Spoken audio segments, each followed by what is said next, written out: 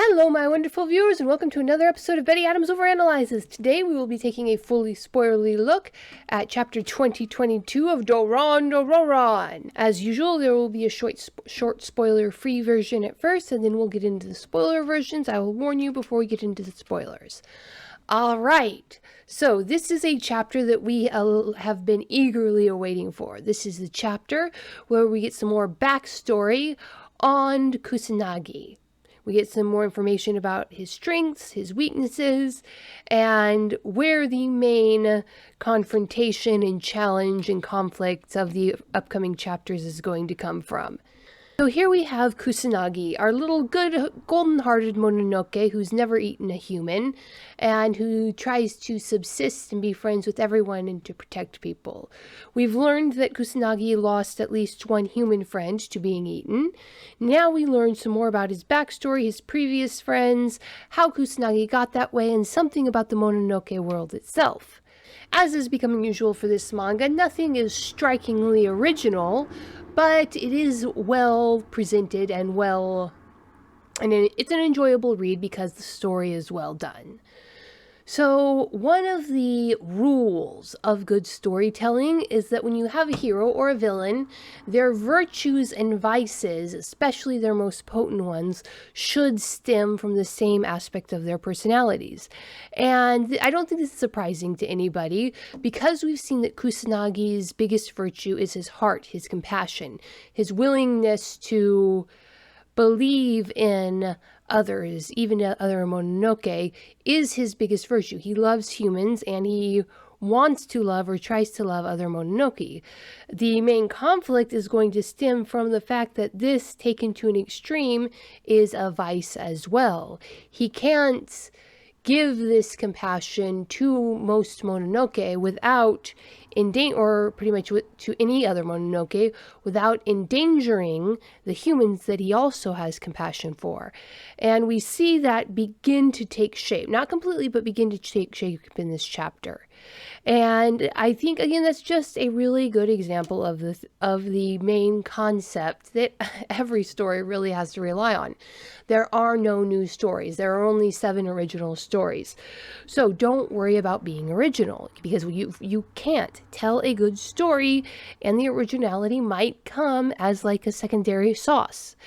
So we are going to get into the spoilers now because that's all I can say. We're going spoiler free to give you a chance to have the time to click away. I'll tell you to go check out the links below the video to get yourself a copy of my books. Humans Are Weird, I have the data. Humans Are Weird, I took a vote. And for a completely different and more tragic universe, Dying Embers, dragons, aliens, and things that go boom in the night. All right, let's talk details. We learn when Kusanagi arrived in the human world. So Kusanagi has only been in the human world for about a year. We still don't know how Kusanagi got into the city through the barrier, but we do find out that Kusanagi in the Mononoke world is considered an extremely weak Mononoke. We find out that the weaker Mononoke tend to stick together in little packs and that Kusanagi had his group of friends.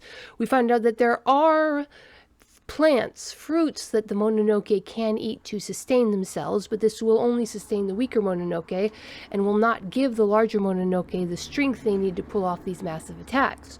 Which does raise the question, how is Kusanagi managing these high-powered supernatural attacks when working in tandem with Dora? But that is not even addressed. It's just a question that's raised naturally in the course of reading the chapter. And we get a look at Kusanagi's weakness, his vice that is going to cause conflict in the upcoming chapters. There is a Mononoke coming into the story who is part of Kusanagi's past. And this Mononoke is a distinct and obvious threat to humans, but because this Mononoke was a friend of Kusanagi, someone who Kusanagi loved and cared for, Kusanagi doesn't want to believe that it's entirely evil. And Kusanagi has talked about the super intense impulses that Mononoke exist under. And so Kusanagi is making, not an exception, but he's making allowances for this other Mononoke.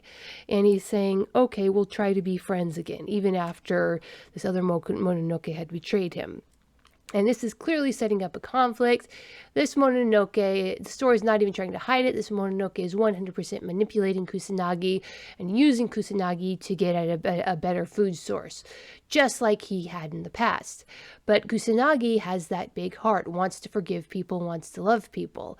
But Kusanagi is actually sneaking around and not being open about this to the samurai for fairly obvious reasons. But that is setting up a fairly serious conflict between Kusanagi and the samurai, and we don't know how that's going to play out. Or rather, we know exactly how it's going to play out, but the question is, how well is the mangaka going to be able to execute this story?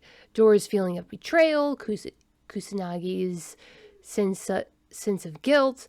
How are these all going to play out? Who's going to do what?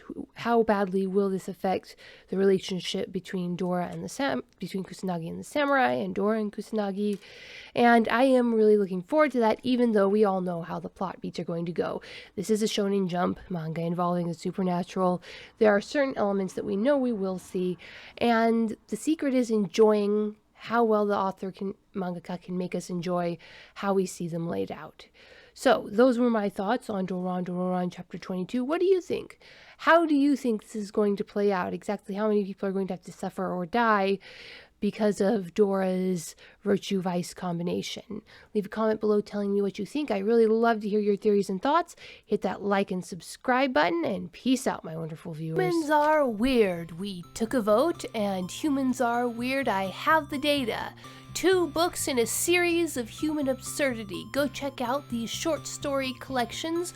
What will our little green friends think of us when we finally do make it to space? Find out the answer in 2 books of human absurdity. Humans Are Weird, We Took a Vote, and Humans Are Weird, I Have the Data. Available on Amazon, Barnes & Noble, Kobo, and Google Play.